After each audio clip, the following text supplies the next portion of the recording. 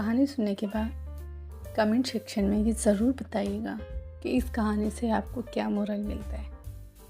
کوہ کاف میں ایک پرستان تھا۔ اس پرستان میں خوبصورت پریاں رہتی تھیں۔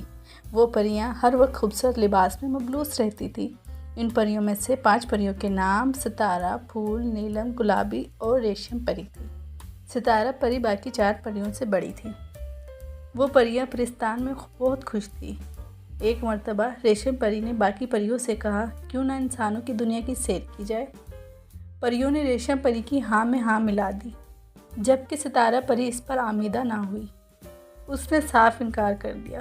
اس نے کہا کہ ہم لوگ انسانی دنیا کے راستوں سے ناواقف ہیں۔ انسانی دنیا میں اچھے لوگ بھی ہیں اور برے لوگ بھی ہیں۔ ہم کسی مصیبت میں نہ پھنس جائیں۔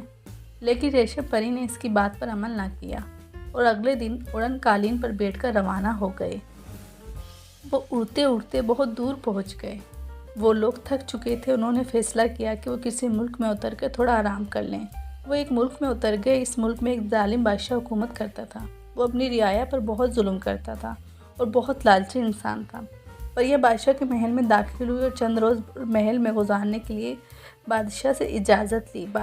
بادشاہ نے اجازت تو دے دی، لیکن ان پر بھی بہت ظلم کیا اور ان کو قید کر دیا اور ان کو واپس نہ جانے دیا۔ ادھر پرستان میں ستارہ پری اپنی دوستوں کے لیے بہت فکر مند تھی۔ اس نے کوہ کاف کے بادشاہ بزرگ سے بات کی۔ کوہ کاف کے بادشاہ نے اپنے بیٹے کو حکم دیا کہ وہ پریوں کو ڈھونڈ لائے۔ بادشاہ کے بیٹے کے پاس ایک چراغ تھا۔ وہ چراغ اس کو ہر چیز کے بارے میں بتا دیتا تھا۔ چراغ نے اس کو پریوں کے بارے میں بتایا۔ بادشاہ کے بیٹے نے کچھ سامان ساتھ لیا اور اپنے سفر پر چل پڑا۔ اس نے اس ملک میں جہاں وہ بادشاہ حکومت کرتا تھا اعلان کروایا کہ جو شخص پریوں کو اس کے حوالے کر دے گا وہ اس کو کوہ کاف لے جائے گا اور کوہ کاف کا بادشاہ بنا دیا جائے گا اور اس کی شادی پرستان کی ملکہ سے کی جائے گی۔ جب ظالم بادشاہ نے یہ اعلان سنا تو اس نے فوراً کوہ کاف کے شہزادے کو بلایا۔ ظالم بادشاہ نے اسے بتایا کہ پریاں اس کے قبضے میں ہیں۔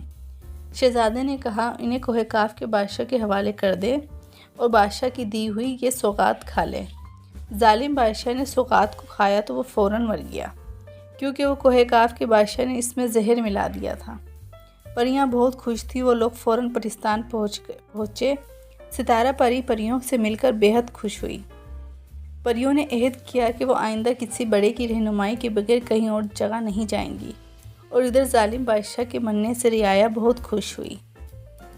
شکریہ، تھینک یو۔